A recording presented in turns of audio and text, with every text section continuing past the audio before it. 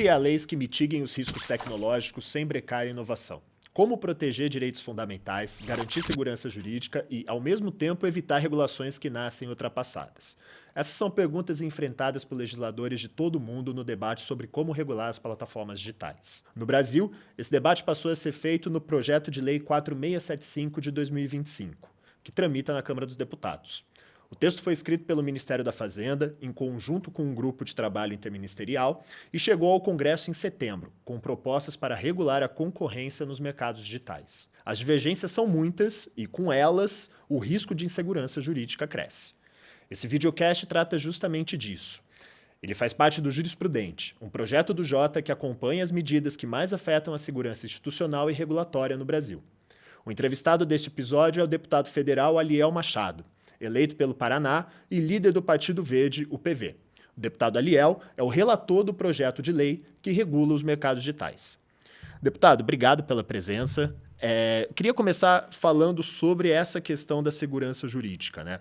Não é raro nós vemos aqui no Brasil novas leis que surgem, que ignoram dispositivos de legislações já existentes, que criam um nó jurídico depois, né, que são contestadas na justiça depois. O que falta para a gente ter, em termos de consolidação, normas mais eficientes no Brasil e que evitem esse tipo de contradição? Bom, uma alegria estar aqui. Eu acho que esse é o papel do legislador, encontrar caminhos para problemas graves da sociedade e problemas contemporâneos, como é essa situação dos mercados digitais, das plataformas, das bigs, que não é uma realidade apenas do Brasil, é uma realidade do mundo inteiro. Nos últimos anos teve um avanço muito grande, né, em relação a isso e trouxe desafios. O que a gente precisa ter é previsibilidade, é segurança jurídica, é fazer um debate sobre as novas legislações, se de fato elas são necessárias e, quando necessárias, que elas tragam todos os instrumentos para que o Poder Judiciário possa atuar no caso de uma reclamação. O que não pode acontecer é a inércia. Quando você tem a inércia do legislador, você acaba tendo a provocação do Poder Judiciário, que toma decisões como prevê a Constituição, por inércia do Poder Legislativo. Isso significa a falta com a vontade popular. O legislador está para representar as necessidades da população. Nesse caso específico, eu acho que está sendo tomado o devido cuidado, já que nós começamos a fazer esse debate. Quando a gente fala em trabalho concorrencial, a gente está pegando um pedaço de uma fatia muito maior, que é a discussão sobre o papel dessas plataformas, das bigs, na vida das pessoas. E claro que a maior preocupação é quando se trata de conteúdo, porque você tem, de um lado, a necessidade de você colocar limites, de você colocar proteção contra o cometimento de crimes. Do outro lado, você tem a preocupação com a liberdade, a preocupação em não ter perseguição, a preocupação onde as pessoas possam se manifestar, já que as plataformas cumprem esse papel. Então, o legislador tem que fazer o debate, ele precisa fazer essa discussão. Agora, especificamente, o que nós temos é uma parte política tentando desviar o debate, dizendo que essa regulamentação traria prejuízo à liberdade. Isso não é verdade. O que a gente está tratando aqui é de proteção da soberania nacional. Os demais países, o mundo está preocupado com isso, a União Europeia já conseguiu avançar numa legislação, o Japão conseguiu implementar uma regra, os Estados Unidos, que é o país onde se concentram essas plataformas, mesmo eles já têm uma preocupação em relação a isso, estão fazendo esse debate de maneira interna, e o Brasil não poderia ficar para trás. A gente está tratando aqui de proteção à nossa soberania, aos empregos, às empresas brasileiras e, por consequência, ao cidadão. Perfeito. Essa legislação, só para pegar um breve contexto, né, ela empodera o CAD, né, ela cria uma nova superintendência dentro do CAD para regular a concorrência dos mercados digitais, e aí a gente está falando de grandes empresas, né, de empresas gigantescas, de grandes multinacionais que são influentes nas suas áreas de atuação, né, que é o que o projeto de lei chama de sistematicamente relevantes, né, ou seja, elas têm um papel que às vezes pode até beirar o monopólio dentro de uma área, dentro de uma esfera ali do mercado digital. E aí o senhor está comentando sobre essa questão, e é um projeto que não trata de conteúdo no caso, né? Pelo menos o texto que chegou à Câmara dos Deputados não trata em nenhum momento da parte de conteúdo, de moderação de conteúdo. Tratando agora dessa questão de segurança jurídica, dentro do aspecto econômico. A gente está falando de uma revisão da lei da concorrência no Brasil. O que tem que ser feito? Quais são as preocupações que devem ser adotadas em relação a esse projeto, para que também não venha a ocorrer algum risco, como as próprias empresas levantam em relação à inovação, né, em relação à chegada de novidades, de novos dispositivos, de novos produtos para o Brasil? Bom, primeiro, o projeto está em construção. Tem uma proposta do governo e o Legislativo agora vai debater. O nosso papel, a minha função agora é conversar com todos os lados. Nós não somos inimigos das plataformas e nós não queremos inviabilizar qualquer tipo de inovação ou trabalho. Agora, isso não vai ser usado como desculpa para deixar algo tão importante sem o poder público poder atuar quando houver irregularidade. No Brasil já existe na lei concorrencial dispositivos que tratam de proteção em relação a outros segmentos. O que o CADE reclama hoje, e os especialistas nos mostram, é que não existe esse dispositivo para que o poder público consiga atuar quando necessário. Hoje nós temos a concentração de poder e força dentro das plataformas digitais, porque você tem uma migração do mercado. Hoje o mercado digital é muito maior do que era há 5 ou 10 anos e vai ser muito maior daqui 5 ou 10 anos. Essas plataformas que têm o controle dos algoritmos, que têm o controle sobre dados dos usuários, que têm o controle sobre informações de outras empresas, de outros segmentos, não tem hoje um dispositivo que permita, por exemplo, o CADE, que é o órgão técnico em acompanhar, em poder colocar limites. Esse limite não diz respeito à proibição de inovação, mas ele diz respeito a colocar regra. Em qualquer jogo tem que ter regra. Quando a gente trata de mercado dentro de um país democrático, de um país que defende a livre concorrência, que defende a própria liberdade, se você não tem um instrumento para cuidar disso, você está deixando o empoderamento por parte de pouquíssimas empresas que podem decidir sobre o futuro de um país como um todo. Elas podem decidir sobre diversos aspectos e outros segmentos. Elas podem decidir qual empresa vai fechar e qual empresa não vai fechar. Eu estou falando de uma maneira mais popular para as pessoas entenderem, porque elas direcionam e controlam tudo isso. Então, há uma preocupação muito grande, é um debate, eu repito aqui, que acontece no mundo inteiro e o Brasil precisa ser vanguarda, o Brasil precisa tomar esse cuidado e debater.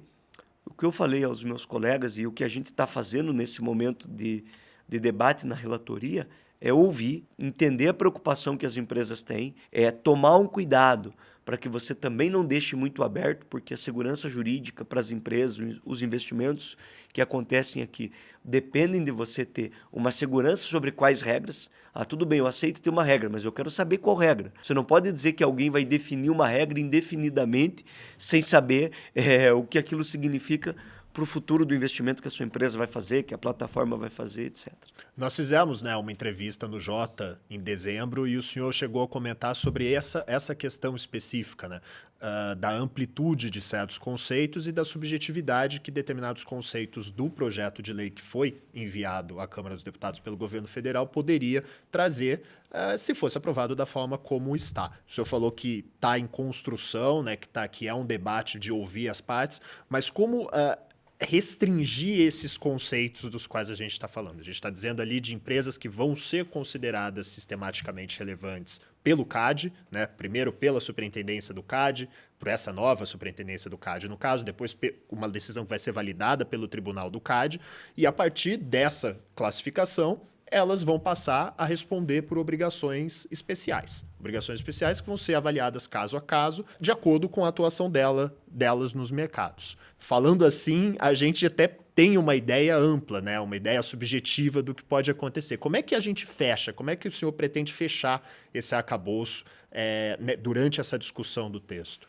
Não dá para adiantar o relatório e essa é uma resposta que ainda não existe, porque ela depende justamente da construção a partir das ponderações que todos os lados têm. A construção do relatório é esse desafio que você coloca aqui.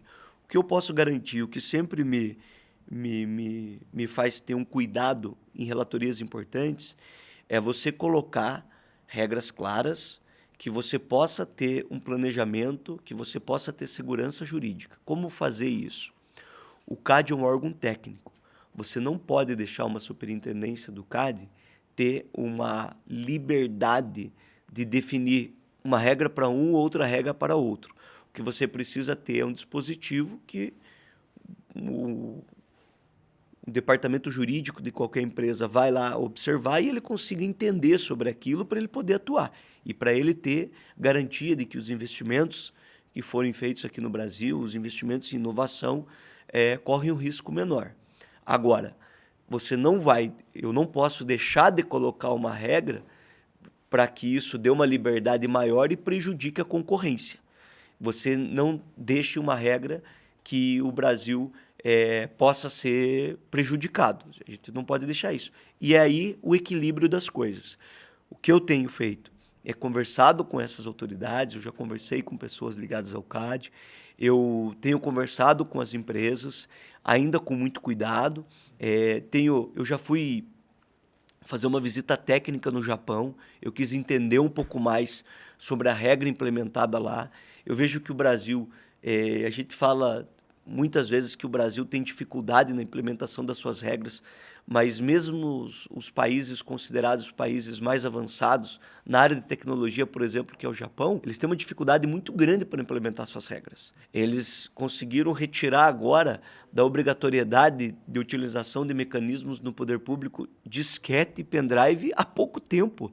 Então, veja, o Brasil tem que valorizar as ações feitas dentro do legislativo, como foi, por exemplo, o Marco Civil da Internet, que virou referência para o mundo e que voltou a ser debate agora porque já está se atualizando. E a gente precisa entender que a dinâmica das ações digitais, dos mercados digitais, das plataformas, do envolvimento das bigs na vida das pessoas, que hoje está desde a criança até o idoso, nos exige tomar decisões, adequar a legislação e fazer a proteção do nosso país. E nessas conversas que o senhor tem conduzido com o CAD, existe também no CAD a percepção de que a atual versão da lei da concorrência brasileira ela não é suficiente para regular essa nova dinâmica dos mercados digitais que essas grandes empresas de tecnologia trazem para o país, certo? Eu não posso dizer que o CAD enquanto instituição, eu tenho conversado com pessoas, né?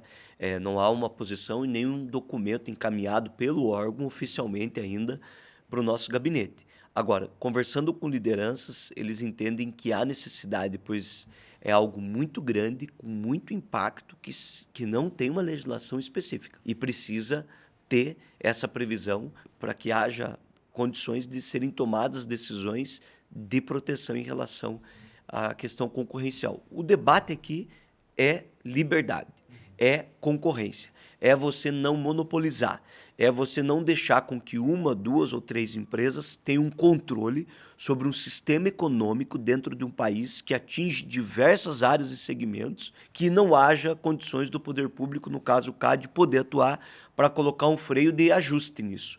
Não um freio de desenvolvimento, de inovação, de investimento, mas um freio de ajuste. Perfeito. É o que a gente chama da aplicação ex ante da legislação, né? No caso, a obrigação antes daquilo, a aplicação de uma lei antes daquilo acontecer. E aí acho que a gente está falando de alguns pontos trazendo, né, para a realidade cotidiana das pessoas mesmo. Um sistema, uma rede social que usa um sistema de inteligência artificial próprio e não deixa que outras empresas apliquem os seus sistemas de inteligência artificial dentro daquela rede social, ou é uma pequena startup que surge e já é comprada por uma outra grande empresa porque oferece um novo produto ou um novo serviço que pode ser do interesse daquela empresa e nem consegue, né, nascer, se desenvolver. Quando a gente está pensando nessa aplicação ex ante da legislação, que talvez seja, pelo que eu entendo do que o senhor está dizendo, o que o CAD tem pedido, né, com a aprovação desse projeto de lei, é mais ou menos nessa linha que a gente está pensando em defesa da concorrência, certo? Hoje, as plataformas digitais, para explicar mais popularmente para as pessoas, as plataformas são o caminho. E durante esse caminho, quem coloca a regra sobre o que pode e o que não pode, a placa, se vai ter uma lombada ou se você vai fechar a visão para aquela pessoa não poder enxergar aquele caminho, são as plataformas digitais. Se uma pessoa hoje quer comprar um produto de uma empresa, as plataformas digitais hoje elas têm condições de entregar uma propaganda sobre um valor esconder a propaganda sobre outro valor da mesma empresa. Elas direcionam, elas organizam e isso fere a liberdade dessas demais empresas, fere a questão concorrencial. Elas podem, por exemplo, potencializar uma ação menos benéfica de um segmento e potencializar um malefício grande àquela população.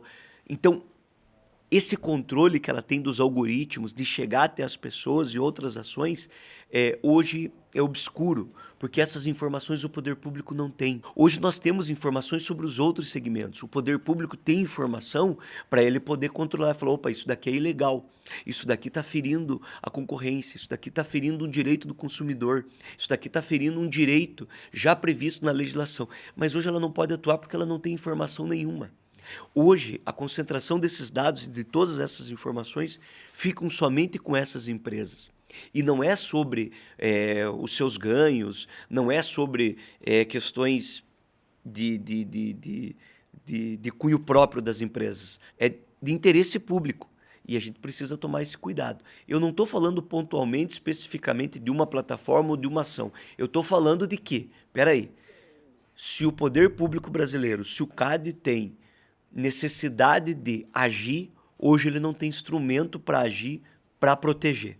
E isso tem que ser dialogado com as empresas, elas trazem todas as preocupações, no caso as plataformas. Veja, para as pessoas que estão nos acompanhando entenderem.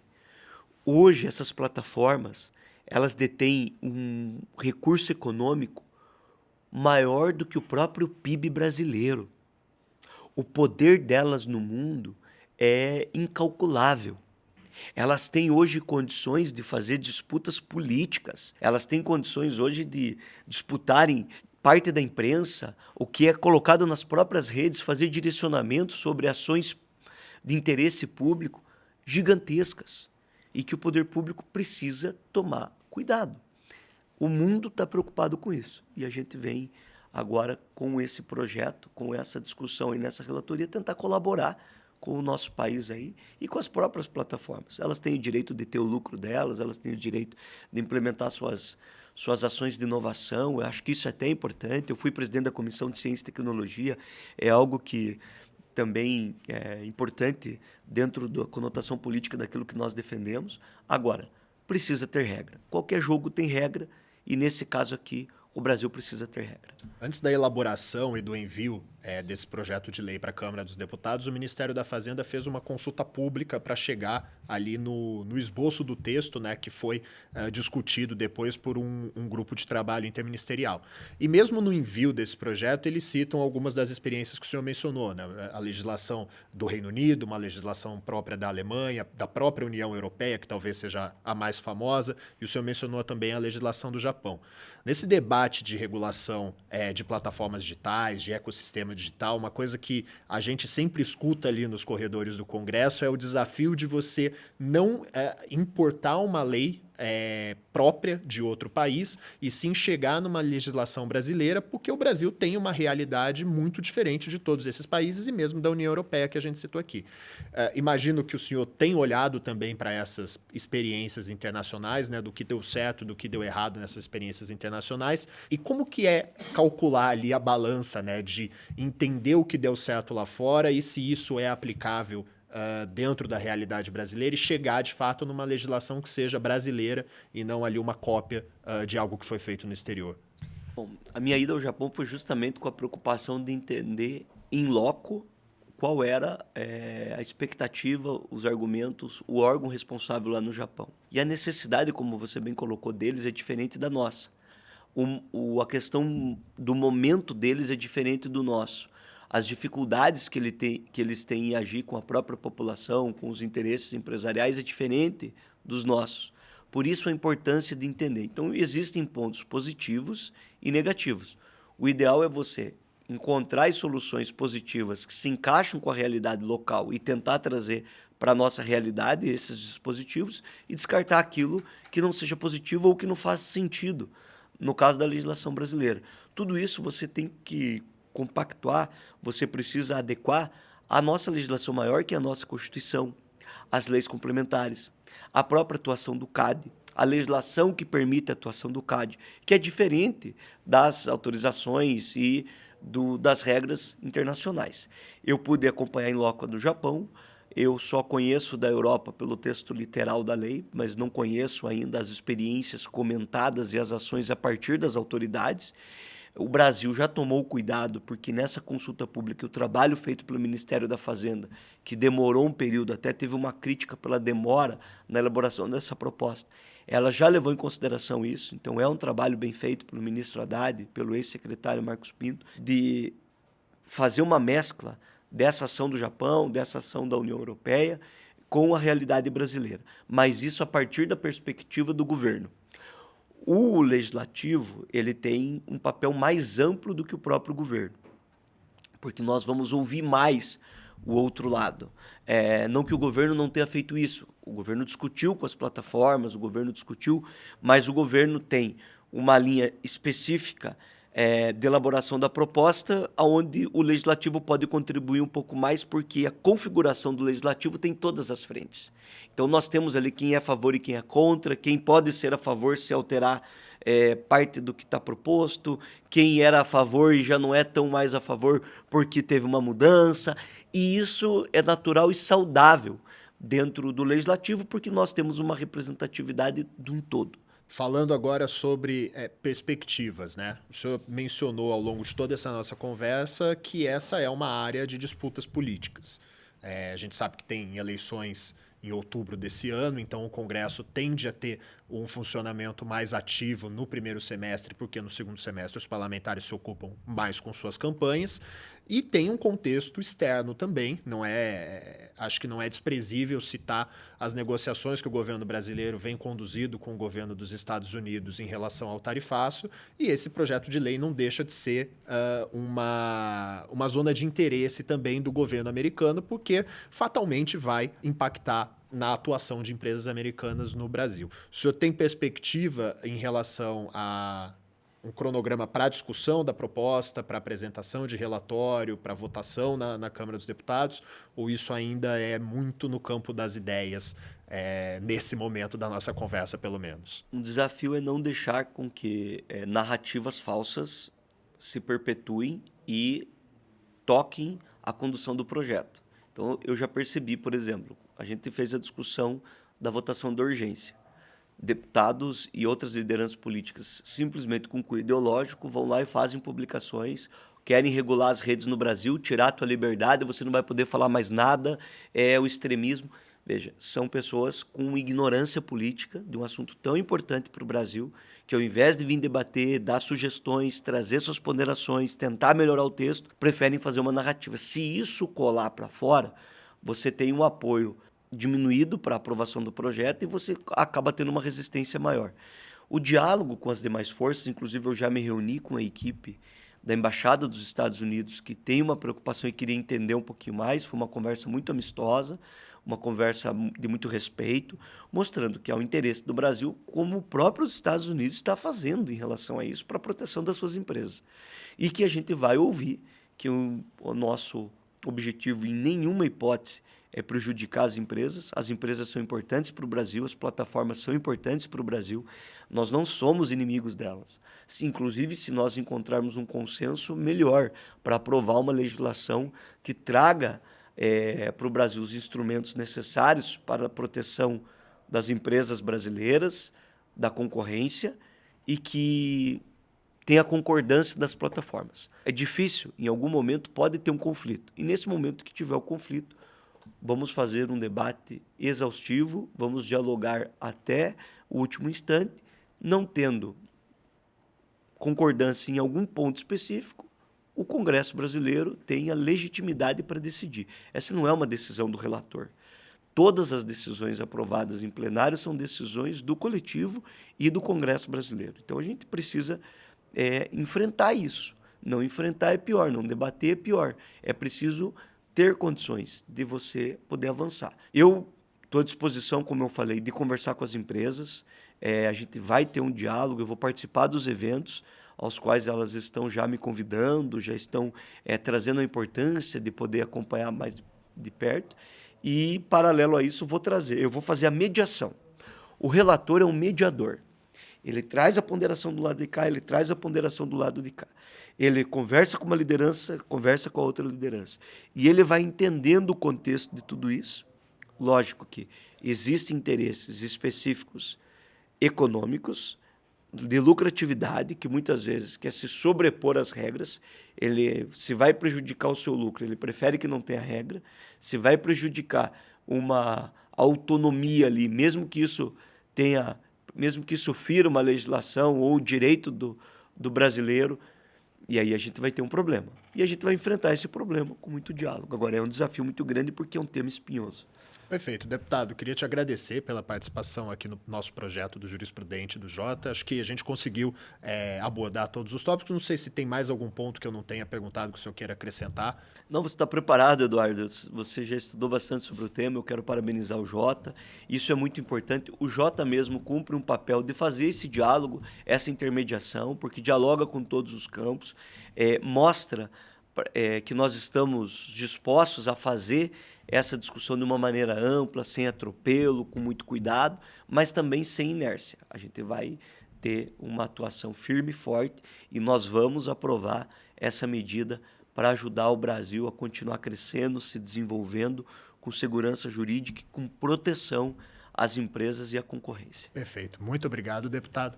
Esse videocast é uma iniciativa do Jota e faz parte do projeto Jurisprudente, uma coalizão pela segurança jurídica e regulatória no Brasil.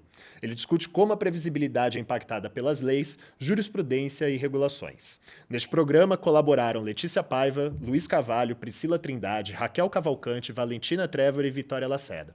Eu sou Eduardo Guirotto, sou editor e analista de tecnologia do Jota. Obrigado e até mais.